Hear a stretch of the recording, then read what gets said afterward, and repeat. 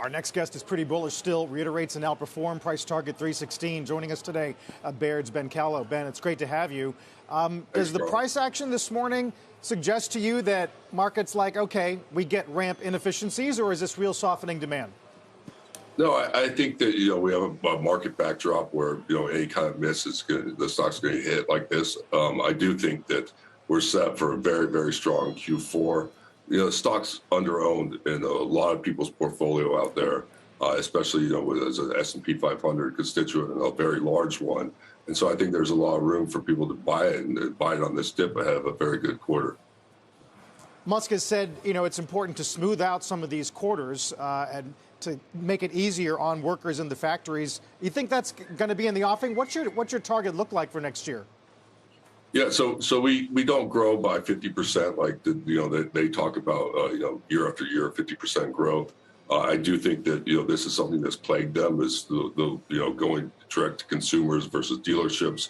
They always have this rush at the end of each quarter. They're trying to smooth that out. They've tried to do that for a while. I think ramping up the factory in Berlin, a factory in Austin will help that, as well as getting cars closer to the consumers. Ben, how big is the opportunity around the semi-truck that's expected to start getting delivered at the end of this year?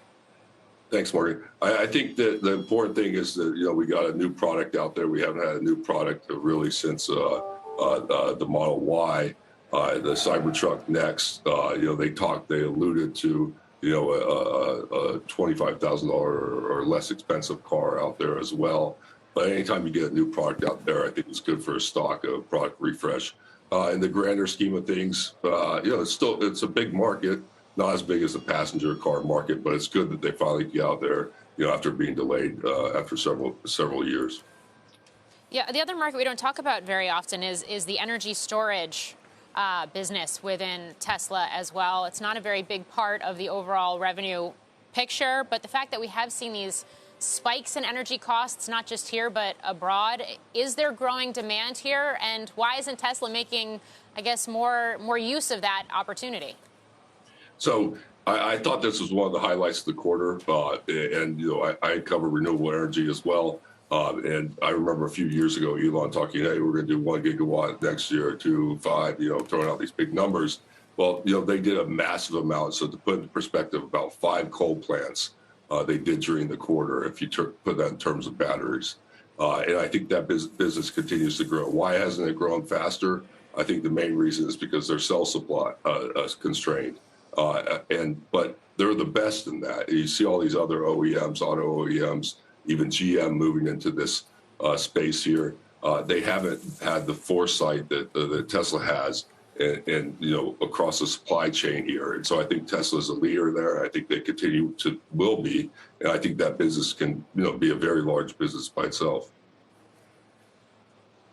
Ben, it's David. A Musk conference call is different than pretty much every other CEO's out there. But that said, I'm just curious to get your reaction to his comment that he thinks there is at least a potential path for Tesla to be worth what Apple and Saudi Aramco are worth right now combined. I think, thanks, David. I think a few years ago, I remember, he was late for a conference call. I think it was a SpaceX, had delays or something. And he comes in, the first thing he says is that, Tesla is going to be bigger than Apple. And that was when the company was $50 billion or something like that. And, everyone kind of laughed him out. So, it's a big statement there. But I go back to that, and he's not that far off. He gave himself till 2025 bigger than Apple back then, and so I don't underestimate him. I don't like everything he says, but at least he goes big. So, Ben, my co-anchor here, David Faber, has been reporting on Twitter and that deal and how that's progressing as well. Given the fact that Musk does oversee SpaceX, he does oversee Tesla, he does have 2 other startups, even before Twitter enters the fray here. Is he stretched too thin? Can he continue to navigate all of these different ventures? Well, and he's got lots of kids, too. So, Shepard Smith here. Thanks for watching CNBC on YouTube.